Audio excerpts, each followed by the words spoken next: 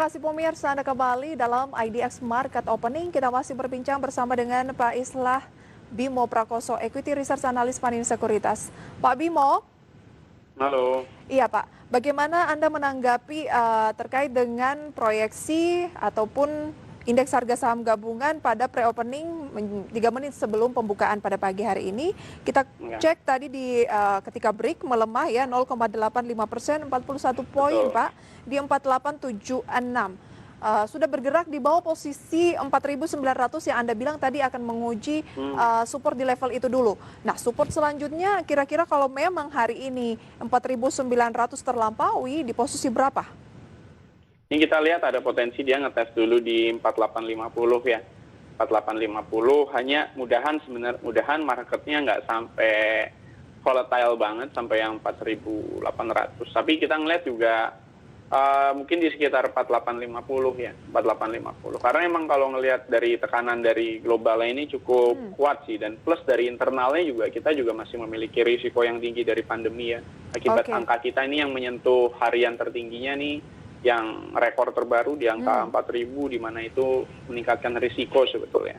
Jadi sebenarnya kalau berbicara mengenai sentimen dari dalam negeri, Anda melihat lebih kepada angka pandemi dibandingkan dengan proyeksi pertumbuhan ekonomi kuartal 3 yang mungkin sudah di price in karena disampaikan oleh pemerintah mungkin akan minus 2,9 sampai dengan 1%, yang sebelumnya dinilai hanya minus 2 sampai dengan 0%, tetapi akan tampaknya lebih dalam. Anda melihat bahwa sebenarnya itu sudah mulai pelan-pelan di price in dan lebih beralih kepada melihat kondisi dari peningkatan jumlah kasus COVID-19 di Indonesia. Betul, karena kalau kita ngelihat jumlah kasus peningkatan COVID-19 ini adalah hal yang serentak terjadi di hampir seluruh dunia ya, baik itu di US, di Europe, dan Baik. beberapa negara Asia. Maka ini menjadi concern yang besar buat investor. Investor melihat ini adalah hal yang sama terjadi serentak di seluruh dunia. Makanya ini yang menjadikan sebetulnya penanganan COVID ini, karena kan juga sebetulnya kalau kita ngelihat proyeksi pertumbuhan ekonomi, kalau kita harus tarik dia punya roots-nya, akar permasalahannya di mana, kan memang sebetulnya dari pandemi COVID-19 ini. Baik. Yang memang sebelum adanya vaksin juga itu masih sangat sulit sih sebetulnya untuk di-contain. Oke, kalau berbicara pertumbuhan ekonomi kuartal 3 kan itu sebenarnya sudah berlalu dan lebih kita lihat sekarang ini adalah perkembangan dari virus COVID-19 di Indonesia yang which is bertambah dan ini akan mempengaruhi pertumbuhan ekonomi kuartal berikutnya yaitu kuartal 4 begitu ya, dan pertumbuhan Betul. ekonomi Indonesia secara tahunan. Baik, nah di tengah pelemahan indeks harga saham gabungan di pre-opening begitu, saham-saham apa yang sebaiknya dihindari dulu oleh para investor di tengah peluang indeks Anda katakan tadi menguji 4.850 ya? Ya, oke. Jadi di sini kita ngelihat saham-saham yang sebetulnya coba untuk kita hindari dulu ketika ada pelemahan ini adalah saham-saham pertambangan. Karena biasanya saham-saham pertambangan ini kan menyasar sektor-sektor energi ya.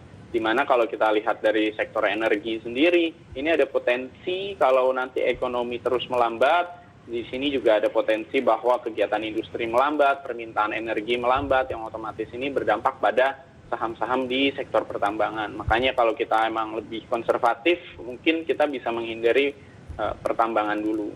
Oke, Gitu. hindari dulu pertambangan baik itu logam maupun batu bara ya Pak ya? Yes, betul. Baik, Pak Bimo, saat ini market telah dibuka. Saya sampaikan terlebih dahulu untuk pemirsa juga yang mungkin sedang mencermati data pembukaan melalui RTI, di mana IHSG hari ini turun 1,34% atau 65 poin pemirsa di 4.851. Pak Bimo ini sudah mendekati, ya sudah menyentuh bahkan 4.850 tahanan Anda sampaikan. Mungkin ada peluang ke 48 nih saat ini ya. Dan kalau kita lihat pemirsa dari movers, gainers berdasarkan persentase, ada LUCK, kemudian ada VIRE, ada beberapa saham seperti SMDR, kemudian ada HOMI, pemirsa lebih ke saham-saham third-liner tampaknya.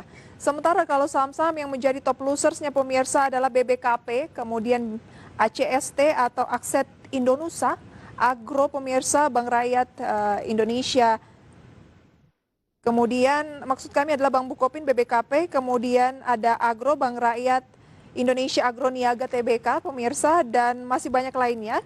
Saya juga ingin menyampaikan saham-saham yang menjadi net foreign buy atau dari investor asing masih tertarik untuk melakukan pembelian. Ada Astra International, kemudian HMSP, kemudian UNTR, ISAT. Meskipun tertarik untuk dilakukan pembelian, pemirsa, tapi saham-saham ini semuanya rata-rata berada di teritori negatif. Pak Bimo, Ya, betul. apa rekomendasi Anda melihat pembukaan perdagangan pagi ini? Oke, jadi ini adalah emang ya marketnya swingnya cukup mengerikan ya sebetulnya. Dan untuk rekomendasinya adalah iya. Baik. Dan rekomendasinya adalah di sini kita bisa ngelihat ke saham-saham yang memang itu basisnya adalah defensif, konservatif, yang memang dari secara bisnis wise ini demand-nya adalah staple goods. Seperti salah satunya kita bisa ngelihat dari ICBP.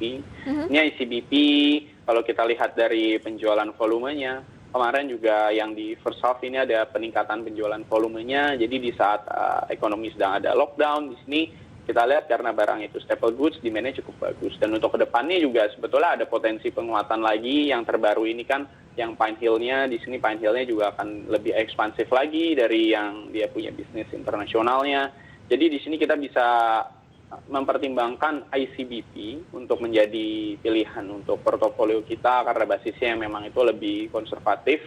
Kedua juga kita bisa ngelihat dari farmasi, yaitu dari Kalbe Pharma nih. Kalbe Pharma juga bisa menjadi pilihan ya untuk kita. Karena di sini menimbang Kalbe Pharma itu, pertama kalau dari sisi emiten ya, relatif kita bandingkan dengan yang lain. Dari neraca ini, neraca dari Kalbe Pharma juga cukup baik. Dan kita ngelihat volume penjualan ini masih pick up karena memang di sini concern masyarakat tentang di kesehatan ini semakin meningkat. Dan ini juga membantu untuk penguatan bisnis dari Kalbe Pharma. Jadi juga kita bisa mempertimbangkan antara ICBP, Kalbe Pharma, ataupun perbankan juga kita masih bisa mempertimbangkan sektor perbankan despite dengan kasus yang sedang terjadi yaitu Vincent Files. Ini juga masih dalam inspeksi dari OJK untuk lebih lanjutnya.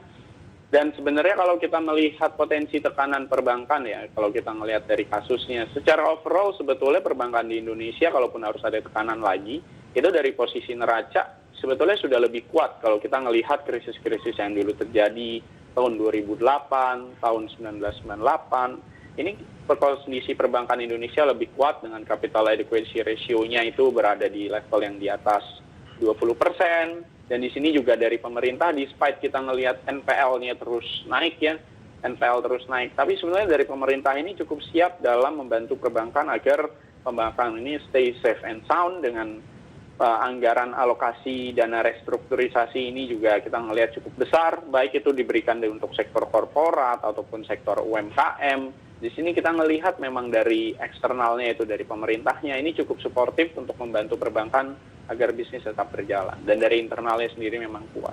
Jadi itu yang bisa kita rekomendasikan.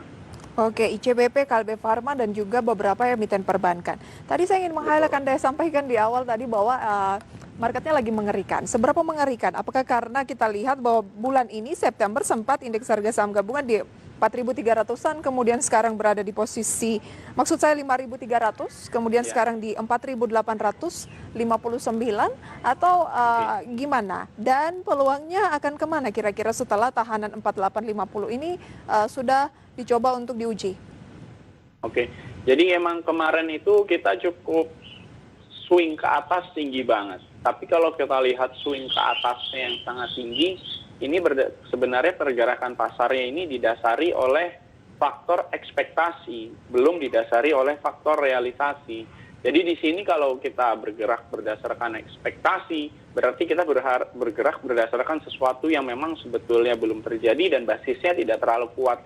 Makanya juga kita sebetulnya dari tim riset sendiri kita ngelihatnya ya tidak heran kalau memang pasarnya itu tiba-tiba kalau ekspektasinya ini tidak sesuai, ini akan turun lebih dalam seperti kejadiannya kayak di sekarang ini.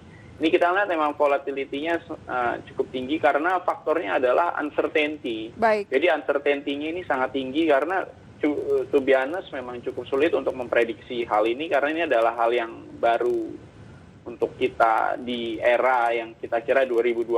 Ini adalah era yang dengan kemajuan teknologi kita cukup tinggi, namun ternyata kita terkena masalah yaitu di bidang sektor kesehatan, dan ternyata baik negara maju, negara berkembang, atau siapapun itu kalangan masyarakatnya ini ternyata memiliki risiko yang sama untuk kasus dari pandemi ini. Makanya ini adalah hal yang sangat mengagetkan pasar di era 2020 ini, dan makanya ketidakpastian ini cukup tinggi sih. Makanya kita rekomendasinya hati-hati dan stay konservatif. Hati-hati, stay konservatif, peluangnya bisa di ICBP, Kalbe Farma, perbankan. Oke, ICBP mungkin karena memang konsumsi masyarakat akan makanan dan minuman masih tetap akan berjalan dan justru semakin tinggi di tengah pandemi. Nah, perbankan juga mungkin demikian. Tapi Kalbe Farma, apakah ini juga tidak lebih kepada ekspektasi begitu ya? Nanti akan kita bahas lebih jauh, dan level-level buy-nya ataupun sell-nya di posisi berapa Pak Bimo? Kita jeda terlebih dahulu. Oke. Ya, jangan beranjak dari tempat Anda pemirsa. IDX Market Opening dengan rekomendasi saham akan segera kembali sesaat lagi.